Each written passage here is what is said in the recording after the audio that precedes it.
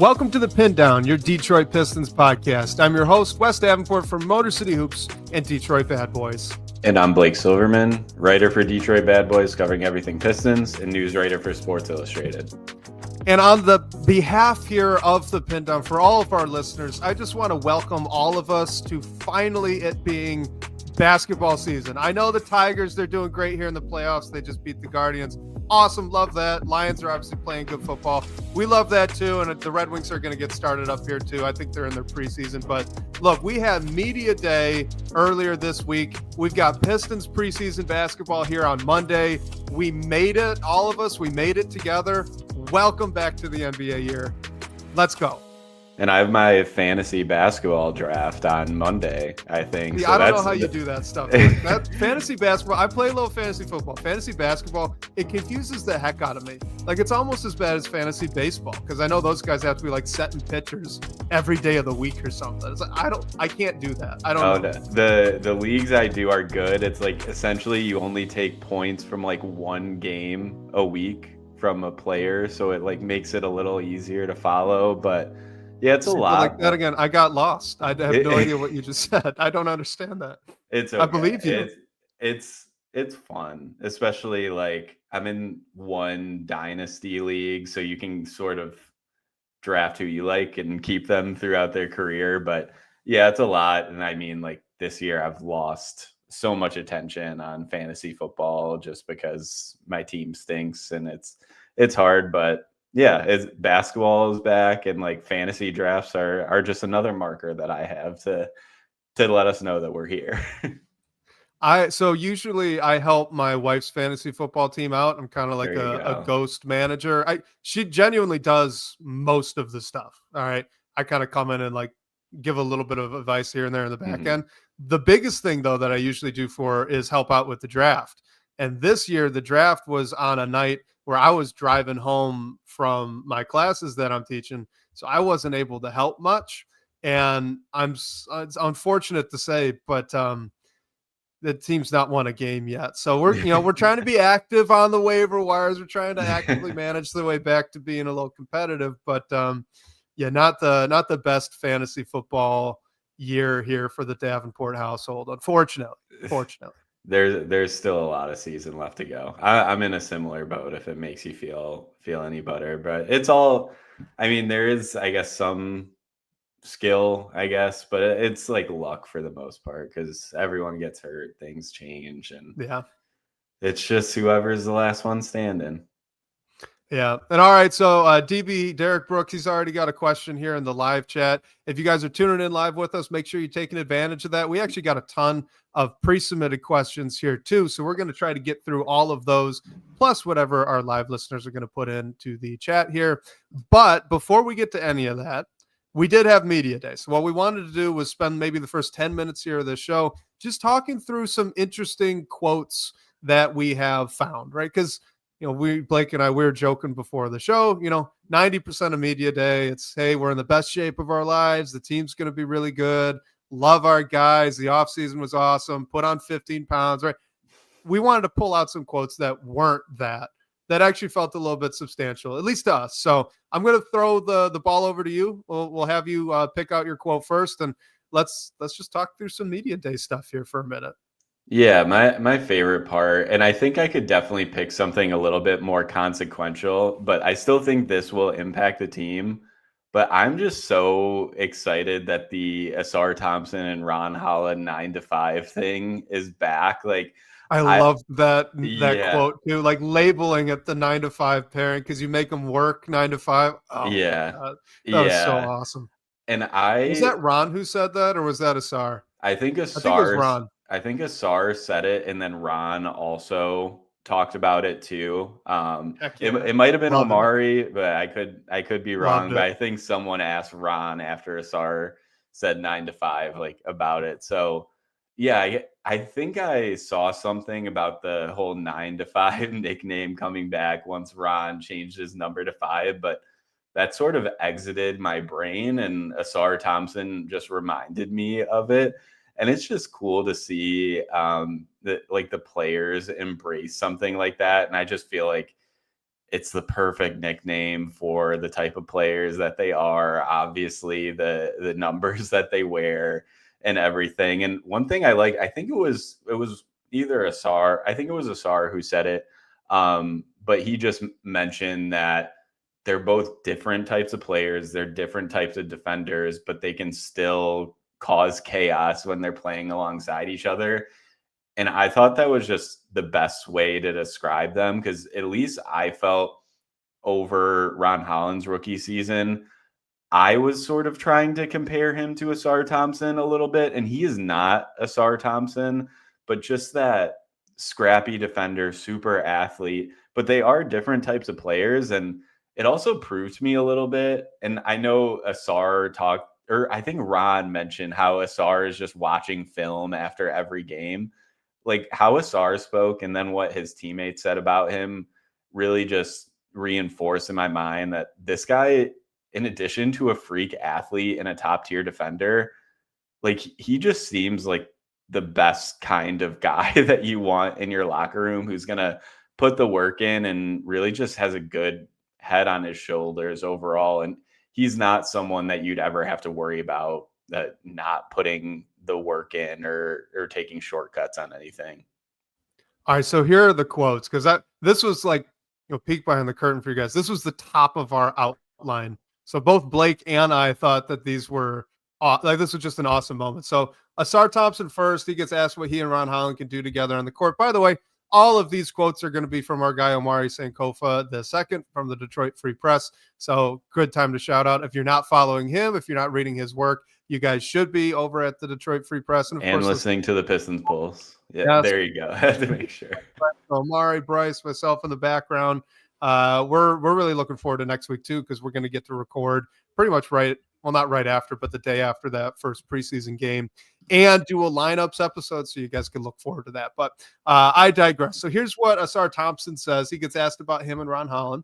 He says, just cause chaos, just be able to cause chaos and turn it into offense, make those fast breaks, and be able to get as many stops in a row in general when we're out on the court. That's what we bring to the team. And so now, referencing that 9-to-5 tandem on defense with Asar Thompson, Ron Holland says, one thing I want to pick up from him is right after games, he's straight up watching film. It helped me defensively and offensively, or it helped him defensively and offensively. We're two different types of defenders, but we both cause chaos. And then here's perhaps the most important quote of this whole string. And this is from the head coach, JB Bickerstaff. He says, we're expecting both of those guys, Asar Thompson and Ron Holland, to take steps. And the way they take steps is if they get opportunities. And just the way the lineups go, they're going to have to play together more, and I expect them to. So not only does it seem like, Asar Thompson and Ron Holland, they're kind of embracing that defensive first mentality out on the forward positions here in Detroit. Not only are they embracing that and, the chaos that they can cause together, but Bickerstaff is expecting to lean on it a little bit. And I think that's really important, not only because, you're looking at that backup four position, you're kind of asking who's going to play it, but like JB said, right, if you want Ron Holland to take a step, he needs opportunities. He's got to earn those, but this is a really good way to earn those extra opportunities, right? Being an incredibly impactful defender and pairing out on that forward position with the Pistons' already best defender in Asar Thompson.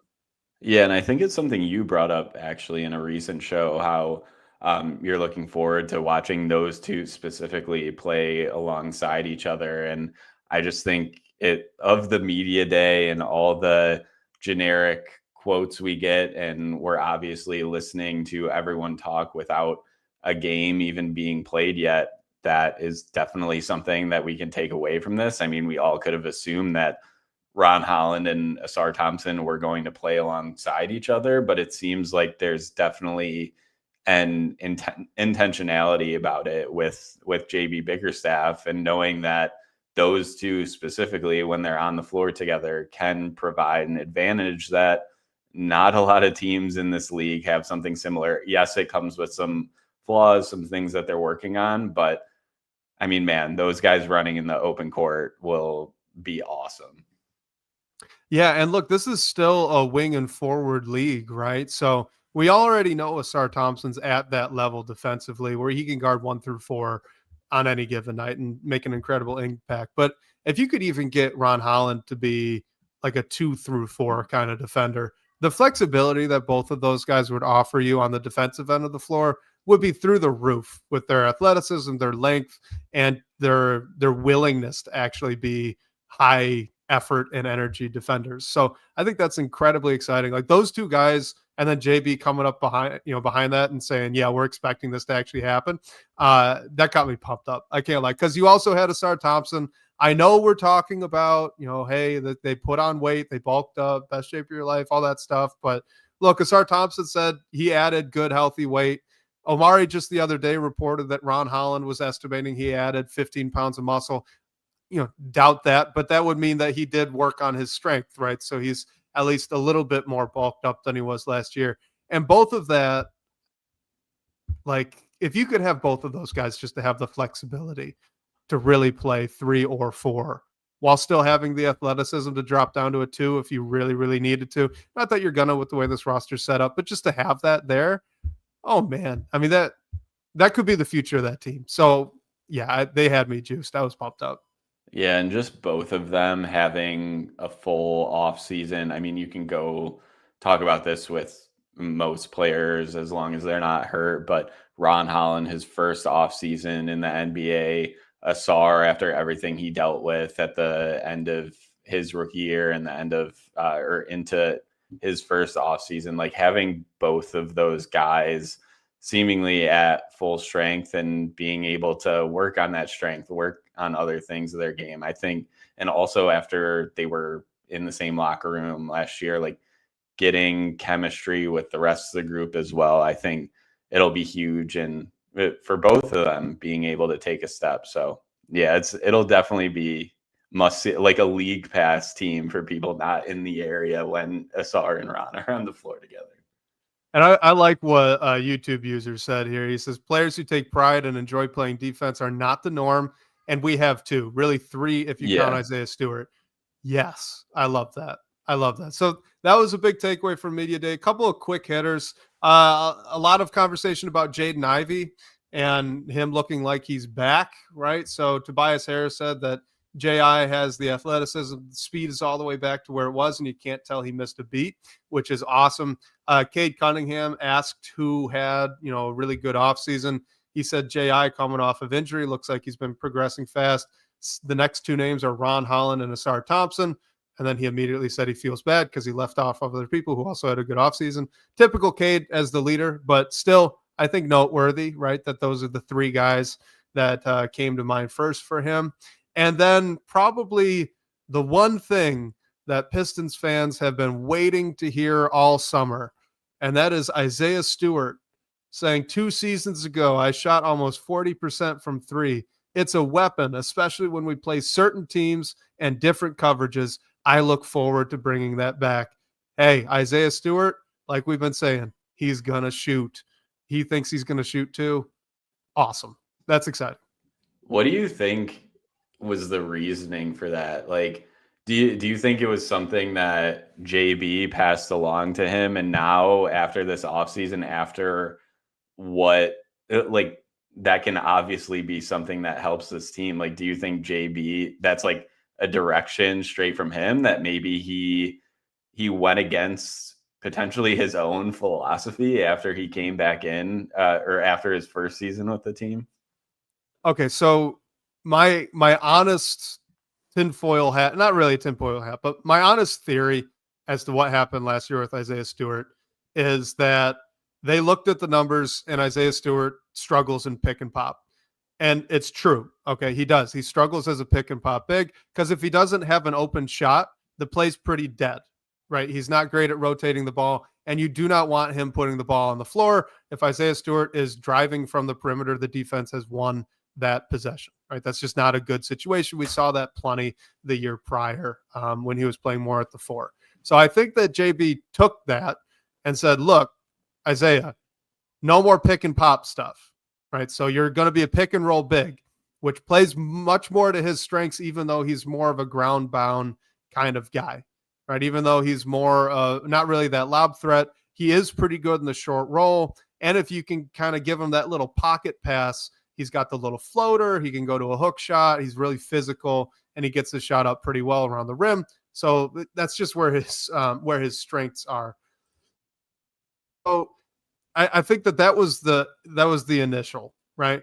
And I think that then you've got a player that takes that and is trying to do what his coach tells him, and then now starts turning down other shots, because Isaiah Stewart turned down a ton of threes last year. If you're a big, pick and pop's not the only way that you get to shoot.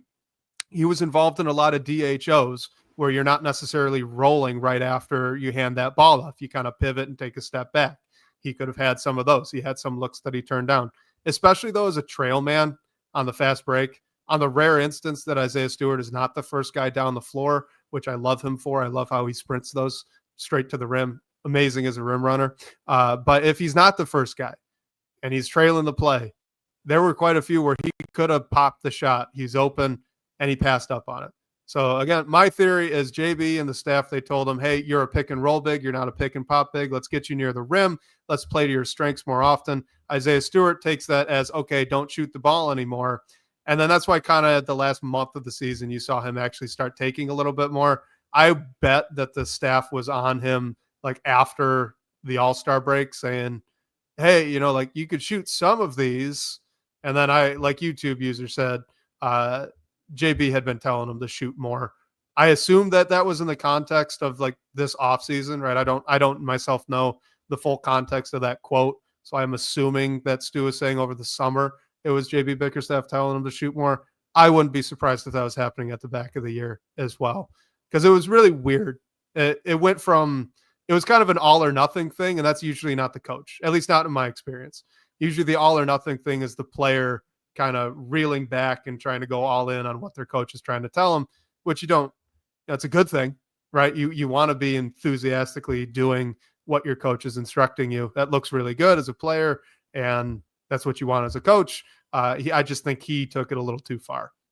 Yeah, that's interesting because, 2 seasons ago when he put up all those threes, like I never thought he was afraid to take a shot or didn't really want to turn anything down. And then it totally flipped to the opposite last year.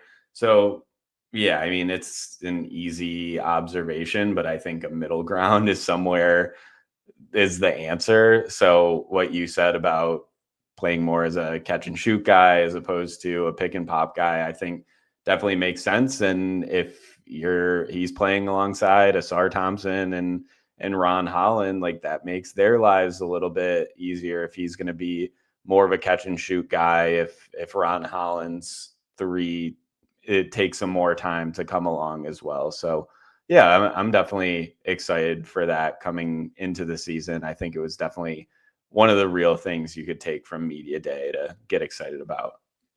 And just like to put a bow on this, if you guys, listeners out there, if you go back through, if someone is really excited about this, I believe, call it like 85, 90% certain, as long as my memory's not failing me, you could go back, go look through our guy, Omari Sankofa II's tweets, go all the way back to the start of last season.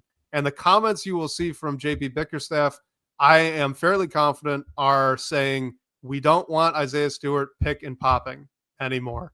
We want him to be a roll big. We want him near the basket because that's where he's good and that's where his strengths are. So just to give myself a little more credibility, I'm basing my opinion on that. That's why I think that's how it went. I think Isaiah Stewart heard that and then he took it too far, because it seems odd that you would have a guy that was a 40% three-point shooter and as a coach say, if you're wide open, don't shoot it.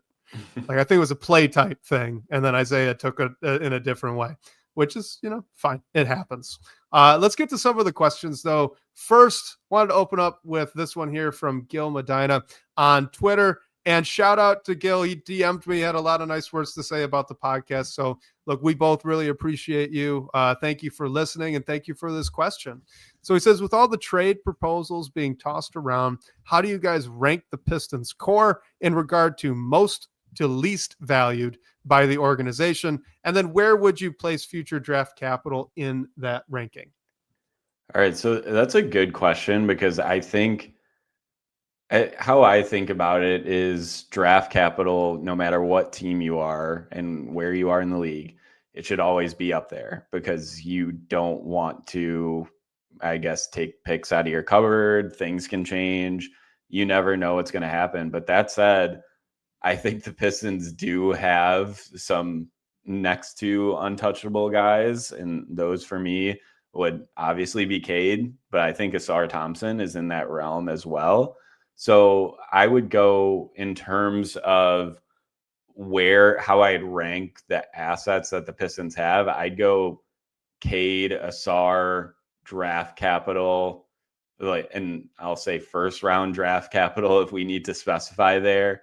And then after that, like Ron Holland and Jaden Ivey is probably next for me, and Jalen Duren at the bottom. And I don't think that necessarily means that this team is going to look to trade Jaden Ivey or Jalen Duren. I think if there is a deal where they're going to bring an all-star type player, like I know there was some Lauri Markkanen chatter this week, I think thanks to Bill Simmons, like that. I think it was Zach Lowe. Okay. Yeah. Someone over there. Same thing. National media. Yeah. Sorry to cut you off. No, you're good. I want to get it right, obviously. But if you're going to make one of those trades, you have to give up something to get something. And teams are like, you saw the haul that Desmond Bane went for. I think if the Pistons were going to get Lauri Markkanen, it would take a similar package, and that is a ton to give up. But I think you're looking at the price for these guys that are going to be immediate contributors who are team controlled. It's really a young player, some picks, and then salary. So the Pistons are probably going to have to part with one of their young players. I would be shocked if one of those young players meant Asar Thompson. I think Cade is just totally out of the conversation, so I'm not even going to go there. But to me, it would be like Jaden Ivey or Jalen Duren, some picks, and then unfortunately, you probably have to include Tobias Harris if a deal is getting done this year, just to make the money work, and that's a heck of a lot to give up. But because the Pistons haven't made one of these trades, and some of it was because they were hindered by owing that future pick, they'll have to part with some good stuff, unfortunately. Like, I'd love to go and get a Lauri Markkanen for essentially free, but that's not going to happen, especially when Danny Ainge is on the other end of the phone. So overall, I just mainly think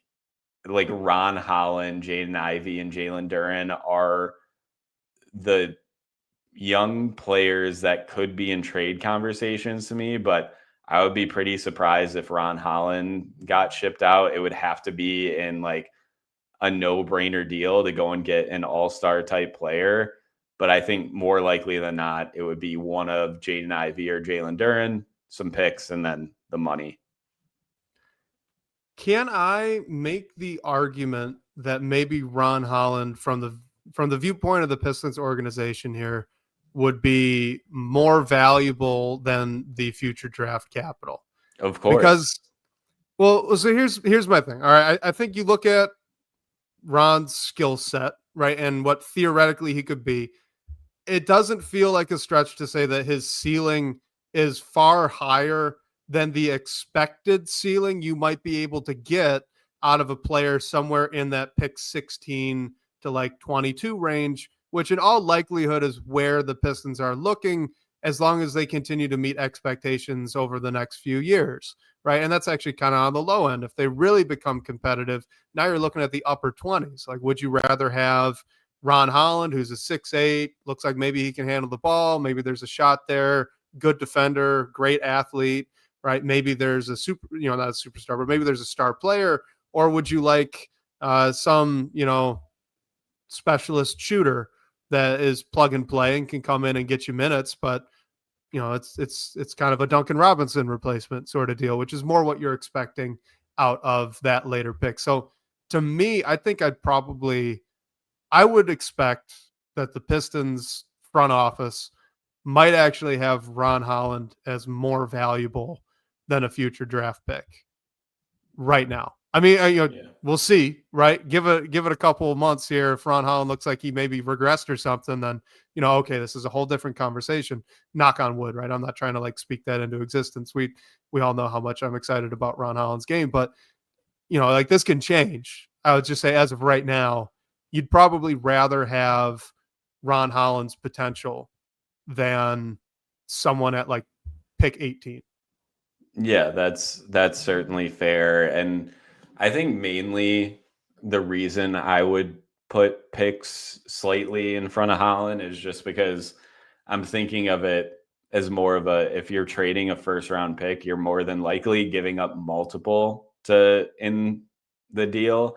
And that just, if you include those picks in a trade, you can include the other picks that you have for another year, and you owe your future picks, and flexibility just goes out the window. I mean, I would be truly shocked if Ron Holland was included in any trade. But it's just, to me, we've seen it before with unknown play. I mean, the one that sticks out, and it's certainly different, but when Halliburton gets sent out, things like that I just think it's easier to include a player than giving up your draft picks. And that doesn't mean it's the right choice by any means. So those two, all your draft capital, and then Ron Holland would pretty much be neck and neck for me. And like Derek and YouTube user are pointing out in the chat, Ron was Trajan Langdon's first draft pick. I'd be surprised if he was willing to give up on that this early. And he doesn't have a reason to. So, they would just be right next to each other for me. I just don't think Ron has really got up to the untouchable range yet for me, but that could certainly change in the matter of this season. Yeah, I mean, honestly, I don't know. I love Asar Thompson. I don't know if you'd throw him in that untouchable range either. But look, this is a fun question here from DB. Thinking about those extensions. All right, so he asks, Ivy and or Duren extended before October 20th. Both, neither, which one?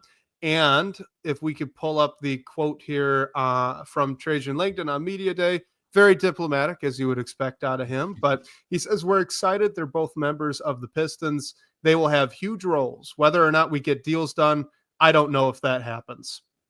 So there's Trajan Langdon on those extensions. So what do you think? Is one of, both, neither going to get a deal here?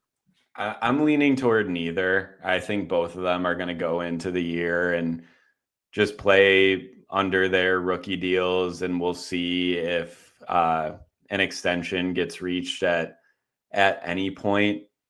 I just think right now, and Langdon said this, he said they won't say anything until there's a decision. And that's how I'm taking this. We won't know until we know, which is tough because there's so much unknown. We can predict things. And I think they're both valuable assets to this team, and you want both of them to remain, but it is a tough decision. You have to, we know that neither of them are in that max extension range right now. Who knows if, I don't think Jalen Duren will get there just because of the role he is. Maybe Jaden Ivey is a 20-point a night guy, and he probably doesn't even get close to the max there, but a little bit closer than he currently is.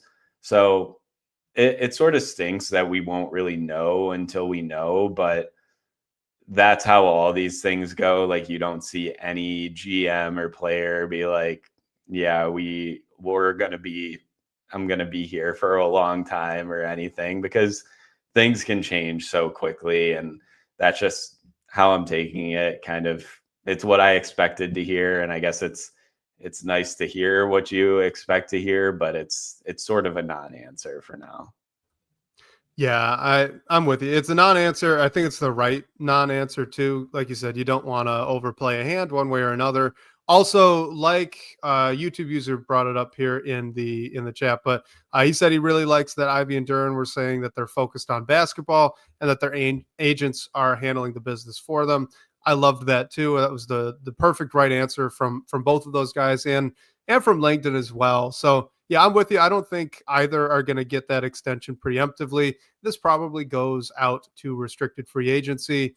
And I mean, I guess there is a non-zero chance that this is kind of a, I don't know, do you want to say like kind of a tryout or something like that? Like one of these guys needs to prove that they're indispensable to the team.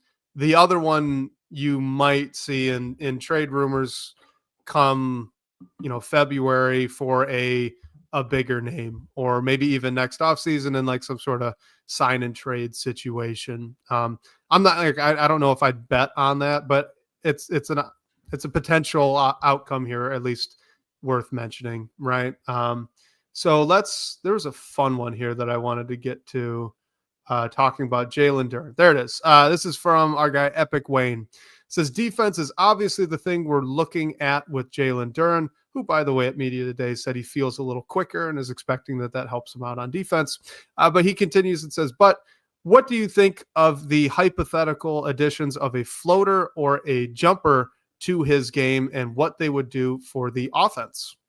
I mean, obviously it would help, but I'm just not banking on Jalen Duren to be taking long 2s or 3s or anything for this team. But the floater is like a huge shot that he can use to increase his game offensively. Like we saw last year, Isaiah Hartenstein get all that money from Oklahoma City, and he made that money in the paint, just doing little push shots like to the basket. So I think that's an incredibly important skill for a big to have. And you know how good of a rebounder Jalen Duren is, how good he is near the rim. If he can become a little more efficient, a little further away from the basket, that only helps him and helps answer some questions about if he is going to get an extension, if he's going to be this team's starting center of the future.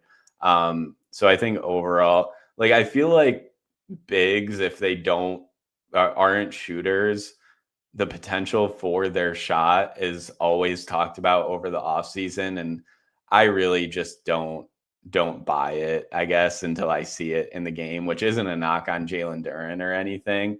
But I think the floater specifically is definitely something that's possible. And if we see more of that, it only helps his case and helps this team.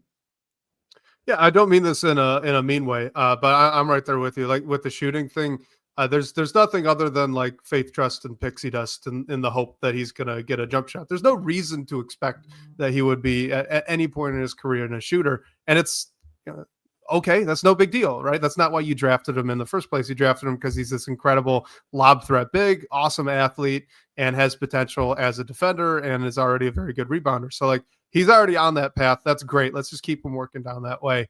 So I think the floater would be really, really great if he could actually add it. So MimC313 asks if a floater for him would clog the middle for Cade. I would say no. So the reason that floater would be really impactful for a guy like Duren is right now, if teams really counter his lob ability by checking him really hard on the roll, right? Making sure he doesn't have that clear path to the basket, which a lot of teams are going to do more and more and more, especially with some of the shooting, catch and shoot shooting that the team lost here over the offseason. So I would expect that this is going to happen more often. Not only is there that minor spacing concern, but you also have a proof of concept here with the Knicks. The Knicks did that entire series, and you really didn't see too many big impactful lobs there from Cade to JD. So what the floater would do is when Duren has to go to the short roll right now, if we just assume we're taking his skill set from last year and moving it to today, he really only has one productive option, right? When he gets the ball in the short roll, he needs to find an outlet. He needs to pass the ball to somebody else. And thankfully, he's a pretty good passer. So there was some success with that in the playoffs as well. But if he puts the ball on the floor, tries to drive to the rim, and last year tried a push shot or a hook shot from, maybe that midway point between the hoop and the free throw line, or somewhere closer to the elbow, even on a worst case scenario, like returns weren't great. It didn't look all that good. It wasn't all that fluid, looked kind of awkward. And truthfully, that's a win possession wise for the defense, for the Knicks. It was a win for them. So if he can add the floater, well, now he's got something else he can go to, right? If you give the ball to JD in the short roll, he doesn't have to pass it. He doesn't feel like he has to put the ball on the floor. He could take one power dribble and just do a floater from, a few feet away from the hoop. And I'd say he's got the touch where you can have hope that there's potential for him to actually do that. He's flashed this a couple of times in the past. So I would be very excited about the floater, actually. I think that would have a pretty strong impact for the offense altogether, just because it gives you more options, right? If they're not letting Duren roll to the rim and you have to play him as a short roll big, well, now he has a counter. If the moment he gets the ball, the defense drops off really quickly and starts playing the baseline.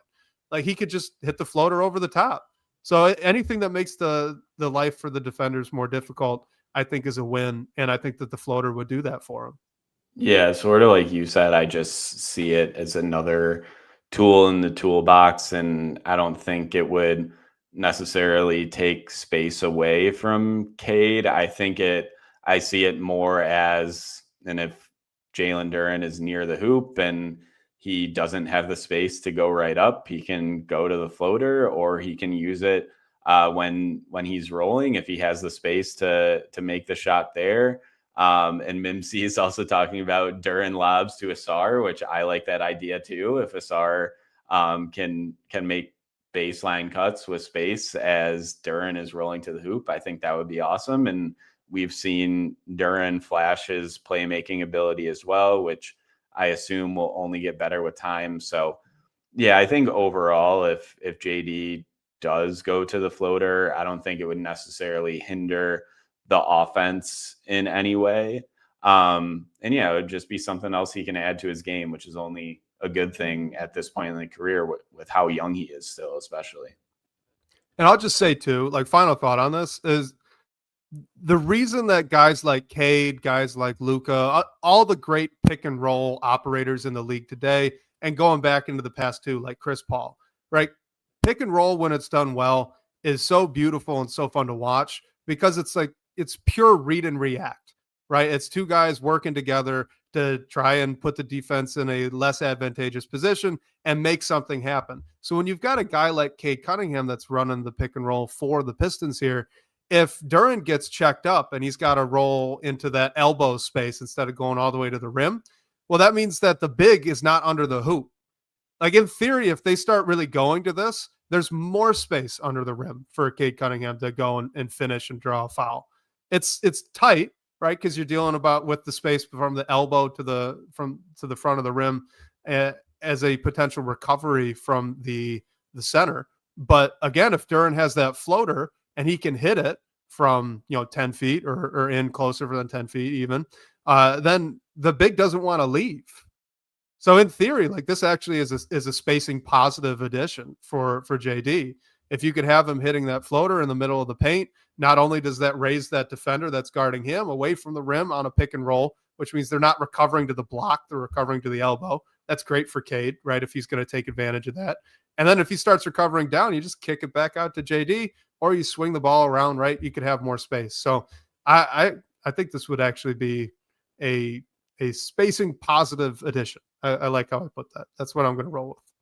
Yeah, and like, even better for players like Asar Thompson as well. Like Mimsy pointed out, I think it can only help not fully eliminate, because I don't think you can ever fully eliminate it, but decrease some of those, like Asar getting left alone, because he'll have more space to make a move to the hoop or whatever it might be.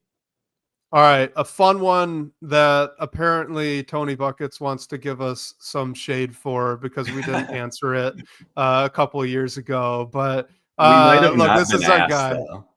Though. No. He says that he asked if we didn't answer. So okay. Look, our sincerest apologies to our guy Tony Buckets, but had to take it this year. Who's dropping 50? And you know what? I'm going to say you can't say Cade, because that's such an easy answer. Like, it's about time. He's due. He's too good of a scorer. That's the obvious answer. I think we both would agree, like, the most likely player on this roster to score 50 would be Cade Cunningham. But as he brings up in this question, so he says, last year we guessed Jaden Ivey. The year before we didn't answer, but it was actually Malachi Flynn. So it's not always the most obvious answer, Blake. So maybe I'm helping you by taking away Cade.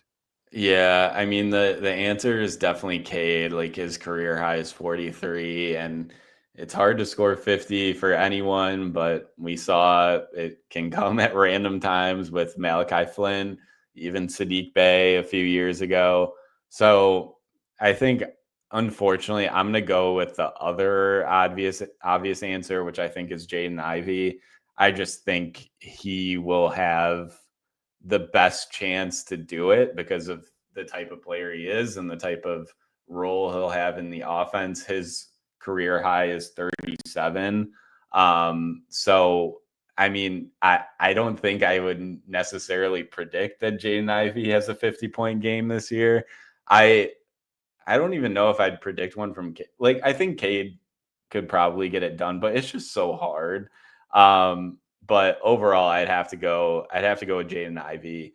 I won't even give any other like under the radar candidates because that would probably be stealing your answer. YouTube user says Ron Holland. I think that's a good one too. But yeah, go ahead. He stole YouTube users beat me to the punch. I was gonna say, here's my like ultimate dark horse. Oh God, no, I'd love it. I don't think the thing with dropping 50, and the reason that I think anyway that we have some random players every now and again do it, is that in order to actually score 50 points in a game, you not only have to get like unconsciously hot, you also just have to not care that you are chucking the ball, right? Mm-hmm. You need shots unless you're going to James Harden your way to it, which honestly I think would be the easiest way for Cade to get there. He's had plenty of 40-point games. If he just gets to the line like 10 times, boom, there you go, right? So if you're not going to do that, then you just need to be getting up shots. You don't care. You don't want to pass. You're feeling good, and you're just letting it fly.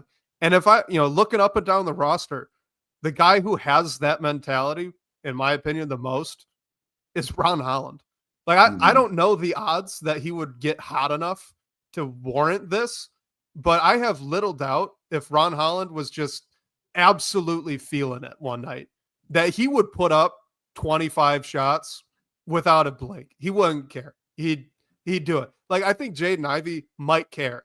Jaden Ivey likes to think of himself as a bit of a playmaker. That's part of why we like him, right? That's part of why he's kind of a true combo guard, and you're pretty comfortable with him running that point guard off the bench. Karis LeVert's the same way. Like, he can get hot and he'll get going and put up a bunch of shots, but like, he's also kind of a playmaker. They want to trust him to do it. So I think Duncan Robinson's that's a good name as well here. By the way, I'm looking up these guys like career highs. Duncan Robinson dropped 36 points in a G League game. Yeah, there you go. But his NBA career high is 34, so that could be something if he gets unconscious. I mean, Karis LeVert is the other one that Sports Time brought up that fits the mold as well. I'm trying to look up his career high really quick, but Karis has a 50-point game. Oh, that all right. But no. All right. So this makes it more unlikely that it's Karis LeVert, because how many guys have multiple 50-point games off the bench? Oh my God. It's not going to be a lot. That's a tough query on Basketball Reference. I got to think that it's pretty rare. I'm sticking with it. I would say if I had to guess either, because I'm going to cheat, I'm going to say two players, either Ron Holland or Duncan Robinson. Ron Holland as just a pure bet on confidence and the lack of shame to put up like 30 shot attempts on a given night. Like, maybe this is at the end of the year. They've already locked up their playoff seeding and they're just like, Ron, go see what you got tonight. Yeah. He'd put up 30 shots and I don't think he'd care at all. And then Duncan Robinson's very similarly wired. So those would be my two. That's who I'm going for. Well, I mean, I think those like March games, especially if they don't matter, are the candidates for this, for better or for worse. Like, and I mean, 100%. That's when we saw Malachi Flynn. That's when we saw Sadiq Bey. Like, I mean, the only other name I'll throw out is like what if Marcus Sasser is in there? I was thinking what if he just has a night? He's in there injuries or something, or it's March and he's going to put up his shots. That's all it takes. And just like fun, quick NBA trivia, the most 50-point games by a player is Wilt Chamberlain with 118. The next closest is Michael Jordan with 31. Wow. Yeah. Wow. No one's breaking Wilt's record. No, LeBron's been playing since 2003, and he's not breaking that record either. LeBron just has 14. I mean, that's impressive in its own right, but like 1 is impressive. Yeah. Yeah.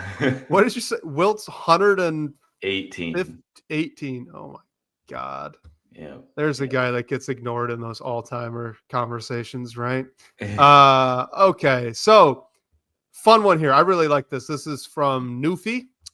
Says that he expects teams will continue to put mediocre defensive bigs on Ausar Thompson. So can we expect to see the Pistons counter with point Ausar to take advantage of his burst? Do you see more of a benefit to that, right? Him working as a ball handler rather than a jump shot? I mean, I think we heard JB Bickerstaff say this a bit in media day that he wants Ausar to play with the ball in his hands a little bit more. And I think especially when you have a player like Cade Cunningham, who is going to be the center of every single opposing game plan, JB Bickerstaff and the roster has to find ways to take advantages where they can. And I mean, I definitely think that this is a way that they could do that. I mean, I doubt we'd see Ausar controlling the offense for the majority of games or anything like that. But it seems like something that there might even just be a mandate for, that Ausar should play with the ball in his hands a bit more. And I think with as good of an athlete he is, as good of a rebounder that he is, as quick as he is, so on and so forth, like it only makes sense, especially if he is playing a bit in the second unit alongside Ron Holland, Isaiah Stewart, even if Jaden Ivey is still out there on the floor as backup point guard. And with so much talk about how this team is going to fill that backup point guard slot, like, yeah, Jaden Ivey is going to do it, but he's not going to be able to the full time. So I think you might see a little bit of Marcus Sasser, even though that's not his ideal role, but maybe the third solution to this, like your third guard, is Ausar Thompson. And I think we've seen his ball handling be something that is developing in his game.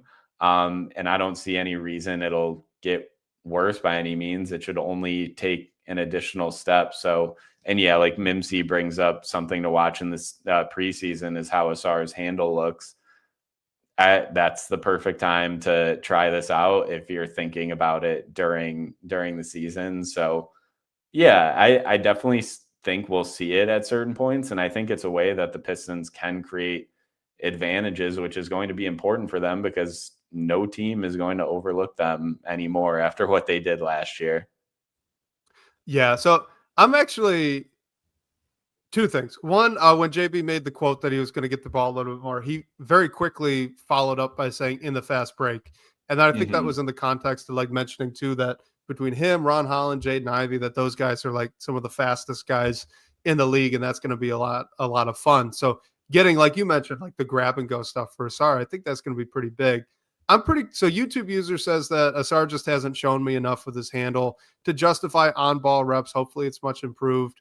I'm much closer to that. So like I've said this before, and it feels so weird to say because Ausar's like a top 1% athlete in the NBA. Vinny Goodwell, when he joined us on the Pistons Pulse, he was cracking me up because he said Ausar Thompson might be one of the best athletes in the NBA.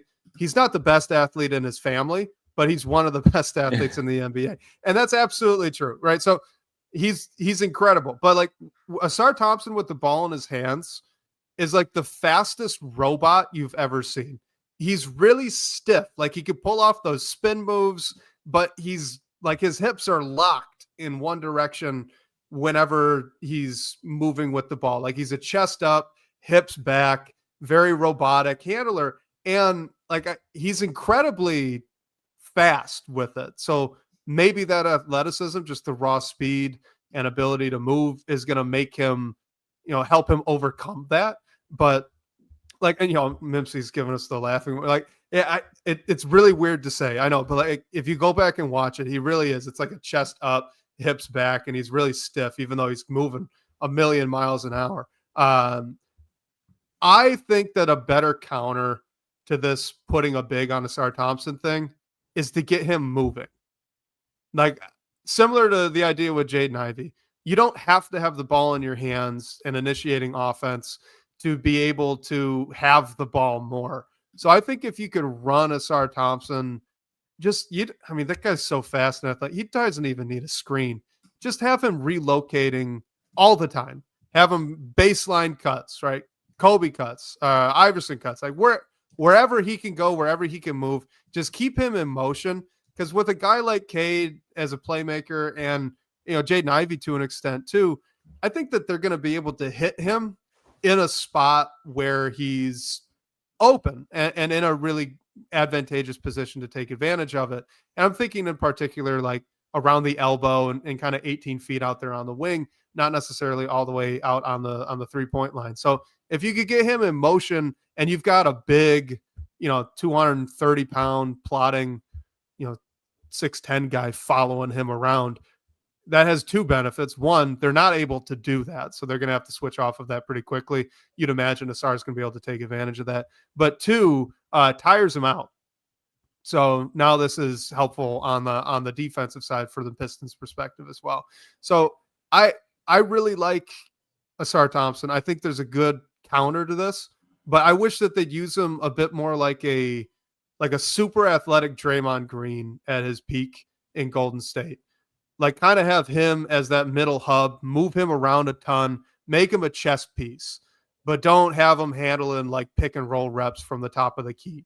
I think I would personally draw the line there. Yeah, and I think if he does get those on-ball reps, it'll mainly be in the bench unit. I guess I'm just thinking more so because JB said it, but like you said, in the fast break, and I think that makes more sense as well. But just when you think about Jaden Ivey can't play the whole game, like are there going to be times where Jaden Ivey and Cade are both off the floor at the same time? Like what does it look like then? I don't think you're necessarily going to want Asar out there as your primary ball handler, but maybe he'll see a bit more reps in that scenario. And I could see them handling that a bunch of different ways. Like maybe it's a Asar, Karis LeVert combination, Marcus Sasser combination, whatever it might be. But yeah, you can see it at times, but I don't think it'll be like his calling card or anything like that. Yeah, like I think if you're looking for players that are capable of initiating the offense and every now and again, like taking an ISO rep or the majority of pick and roll ball handling reps, I think you're looking at obviously Cade, Jaden Ivey, and then like YouTube user brings up Karis LeVert. I think he's going to get quite a bit of these as well. Right, those are your three like primary ball handlers is my expectation. So when you're looking at like Asar, having the ball in their hands more, it doesn't mean that he's going to get a lot of ISO possessions now. I would love to, rip and go, right? Just have him be a little bit more of a feature in the offensive system where you're trying to get him in a position where he can attack and use that athleticism that he has. Maybe you put him in the short roll, right? Maybe you have him as that baseline cutter that we saw them do in the playoffs last year. There's a lot you could do. You just got to get creative. And one of those things that I wouldn't want to see is Asar ISO from the 3-point line on the wing. Like maybe it works. That's not the guy I would like to see isolating. Honestly, I'd rather see Ron Holland do that. And I don't want to see ISO Ron as a play that they go to all that often. Like let Karis take it, let Jaden take it, let Cade take it. If you need a Tobias Harris post up in a pinch, perfect. You go to that. Otherwise, let's get all these other guys kind of moving and have the offensive system put them in a position to succeed rather than just like, hey, you're going to be a pick and roll ball handler now. DHOs, that's another good one. Like have them come off an elevator screen immediately into a DHO going off to the baseline. Like that'll put a guy in a twist. That'd be great. Like create advantages for the guy. I think that's where you want to go with Asar. Yeah, 100%. And I mean, I think it's tricky with Asar a little bit because you don't want to make him sink or swim by just giving him a ton more on ball reps 100%. or like initiating, but you want him to get some. And it's tricky because I don't think he's like a Isaiah Stewart, for a bad example, on who you don't want to put the ball on the floor, but it's obviously a guy that you don't want as your lead initiator majority of the time, or even some of the time maybe. So I think it might be a bit of a trial and error period to start and see how it goes. And if he looks a lot better than expected, then great.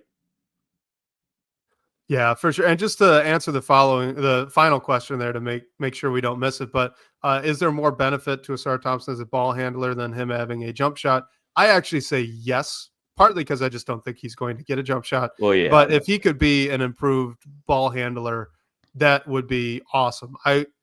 I very much want to see the ball in Asar Thompson's hands more often offensively, especially in the fast break, like JB was mentioning. I just would draw a line between Asar is going to be more featured on offense because he is such a good playmaker and he reads the floor so well, and saying Asar is going to be a lead initiator for us for X number of minutes. Like point Asar is something I'd want to push to the side, but like a wing playmaker type, I think that's right up his alley, and I'd love to see him used as that type of chess piece. Yeah, I mean, I think if he could magically turn into a league average 3-point shooter, like I would choose that. But just in terms of the realisticness, like you said, I mean, I think it's just a way that he can eliminate those shooting concerns, not fully, but at least to a degree, which is it's going to be critical for him to just not be someone the defense can fully ignore as they're trying to defend this team. Yeah, like think about Andre Karolinko instead of Kawhi Leonard. There's my pitch for you. That's what I'm saying with Asar Thompson. Look at that type of impact instead of Kawhi being, arguably the best player in the league for like a 2-year spurt there. All right, well, let's do these rapid fire because we're running out of time. All right, so we'll try to go quick. This is from our guy Cliff Dweller. Says, if the Pistons make fewer threes this year, how much can that be offset by allowing fewer threes to the opponent? Yeah, so just to give some context to this, the Pistons allowed 13.5 3-pointers to opponents last year. That's about middle of the pack in the league. I mean, I don't think where it can be a benefit is you have this elite perimeter defender in Asar Thompson. Ron Holland's only getting better, so that should elite go switch down. Big and Stu. Yeah, so like I don't think they're magically going to be near the top of the NBA and opponent 3-pointers that they allowed, but I'm sort of optimistic about what Duncan Robinson and Karis LeVert will bring to this team. And I don't think anyone will fully replicate what Malik Beasley gave you, but I think you can at least make up for it to a degree by committee, essentially. So hopefully the Pistons overall aren't back down to where they were as a 3-point shooting team a couple years ago. I think they know that this is an area that the offense needs to reach its potential. And I just don't see it falling off a cliff, even without Malik Beasley. I'm optimistic too. Duncan Robinson, I think, can do a very convincing Malik Beasley impression. And guys, like Malik Beasley wasn't guaranteed to do what Malik Beasley did last year. That was a historic year for a reason. It's not common. It's really hard to do. So I think Duncan Robinson is actually a really good fit for this role. The more I've thought about it this offseason, I think the more I've been sold on that move as just a one-to-one kind of replacement for that floor spacing shot first guy that both Beasley and Tim Hardaway Jr. were. I don't know how much their 3-point makes are really going to go down. Partly, like you look up and down the roster, like Isaiah Stewart's talking about shooting the ball more. Jaden Ivey talked quite a bit about his jump shot, right? And wanting to be able to leverage that 3-point shot to, I think you mentioned even like to use that to get some mid-range looks, because he was studying film of guys like Donovan Mitchell in the playoffs, and they've all got really good mid-range pull-up games. So I don't know how many of the total threes that the team makes. I don't know how much that's really going to go down. I'm sure it will a little, but I'm not too worried by it. Now, in theory, if the Pistons take a hit there, how much could they offset that by allowing fewer opponent threes? Theoretically, they could, right? That could be a helpful way to even that playing field. But you got to remember that comes at a cost too. Like, there's no perfect defense that allows the opponent to score 0 points. That's just not the world that we live in NBA basketball. Like, honestly, it's not even the world you live in any sport other than, like, I don't know, hockey, soccer, baseball. Like, that's not what happens. So there's no perfect defense. If you're going to take away more threes, that means you're moving guys further away from the hoop. You're going to be giving up more in the mid-range, which is usually okay, but you're certainly also going to give up a lot more at the front of the rim, which is less okay. That's the best shot in basketball. So there's a balance there that they're going to have to strike, and I don't really think it can be all or nothing. It's a tough calculation to make. Like, we're not hitting a lot of threes right now. Does that mean we need to pull defenders away from the rim so we could guard the 3-point line more? Maybe, but not if it means you're giving up a ton of layups, right? So it's something to think about. I don't know how much in theory that can really be the solution, so to speak. It's a good idea. I just don't necessarily know how effective it could be. Right. And teams are shooting more and more threes. Like, yeah, there's that too. That's not going to stop. And I mean, Boston's getting up 40, even if you don't want them to. Yeah. And especially, like, I mean, without Jason Tatum, like, Jaylen Brown's still going to get a ton of shots. They still have Peyton Pritchard and Derek White and everything. I just think where the league stands, you're not, like, teams are going to figure out how to get threes up, and that has to be a part of any team's game. Is Tatum going to play this year? Oh, that video of it. I don't know. I'm not. And then he's talking like he's close. I think if Boston is in, like, playoff contention, like, then right, you'll hear some chatter about it. But I think it might be chatter at best, honestly. Like, I mean, if he miraculously comes back from that, like, everyone needs to go to his doctor. Like, I don't know. Oh man. I mean, we were all talking about Jaden Ivey coming back and playing in the playoffs. So, hey, we can all convince ourselves of stuff that's not going to happen. Last one, K Money 8 asked us a question about Malik Beasley, and I apologize. We're just running out of time. And we've talked about, whether or not the Pistons may or may not bring Malik Beasley back in past episodes, where we haven't necessarily talked too much about this kind of fun question here from Stu It Up. Says, how many games before Ivy, Duren, and Asar all collide midair going for the same Cade Cunningham lob have the spacing issues from 2 years ago return? So, related to the last question, how worried are you, Blake, about the floor spacing here? I mean, I think the floor spacing is still a concern, a valid talking point for this team. But just going into last year with all the concerns I had about Jalen Duren and Asar Thompson playing on the floor at the same time, I still don't think it's ideal. But I think there's a way that you can make it work. Maybe you make it work only to a degree, and then eventually we see some personnel changes to fully resolve that, so you don't have two non-shooters on the floor at the same time. Because that is a concern for this team, I think they are going to find ways around it. And especially, like you've been talking about, Wes, we're going to see Jalen Duren continue to play in the pick and roll more. I think if we see, like, Asar going for lobs, it's mainly going to be on backdoor cuts or whatever he can get from there. I think really the only Ivy lobs you're going to see are in transition on the fast break or whatever it might be. Not to say others in the half court won't happen, but I think there's going to be definitely intentionality from JB Bickerstaff to avoid these floor spacing concerns. There has to be when you have the roster that he does. So, man, if you see these 3 players collide going for the same lob, I'd be pretty surprised. It would be pretty fun, though, because, I mean, as long as no one got hurt, but I'd assume that one of them would be able to bring it down. All right. Is it a concern? To an extent. Can I just take us all down memory lane, though, Blake? I mean, this isn't going to be a fun one, but let's do it.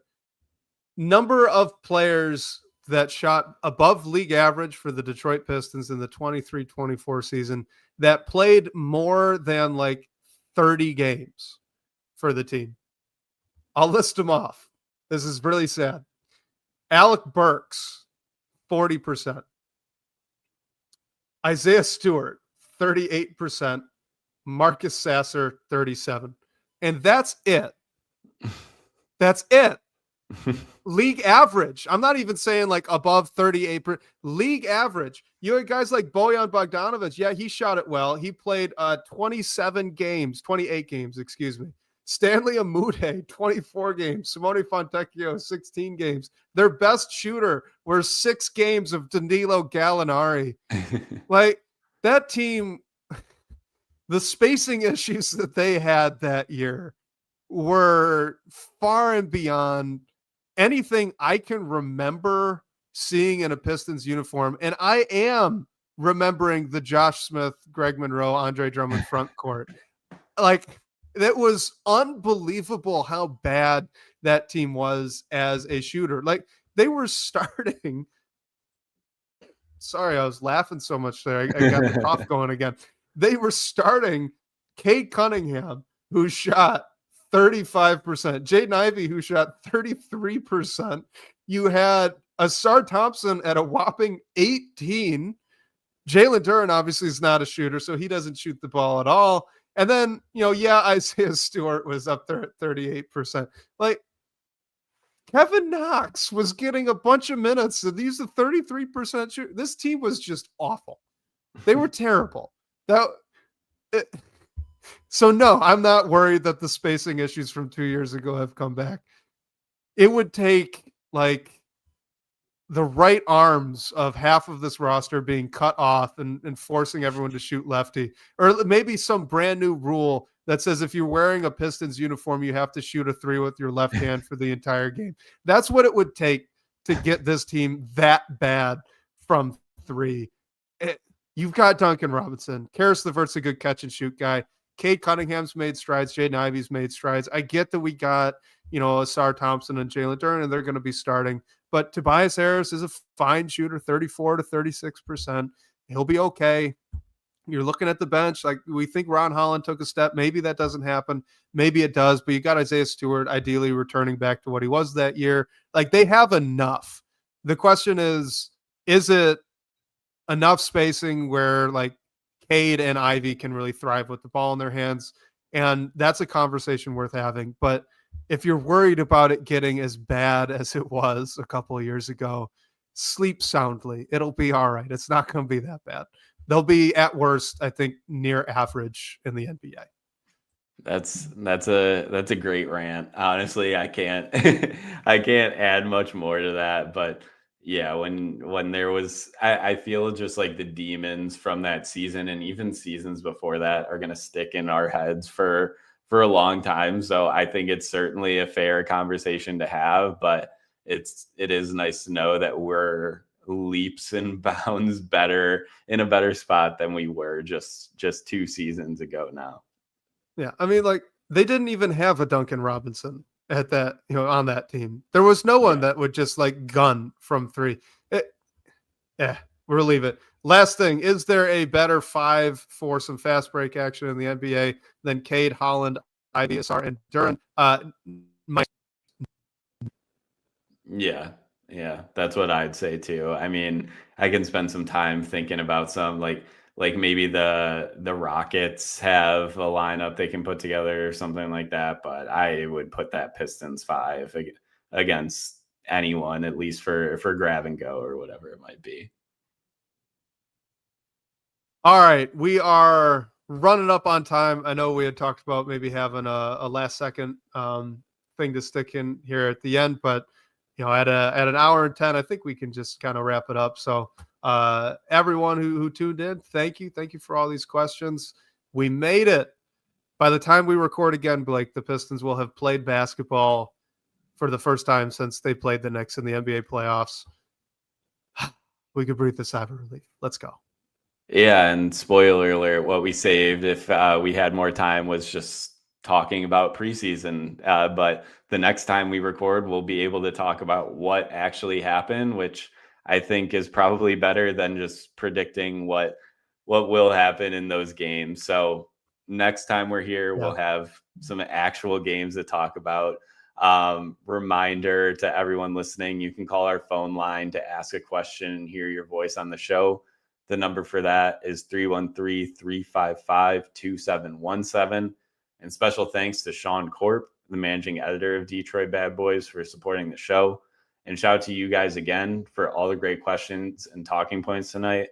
We'll catch you next week, whether on your commute or live with us on YouTube. We can't wait to talk more Detroit basketball with you all.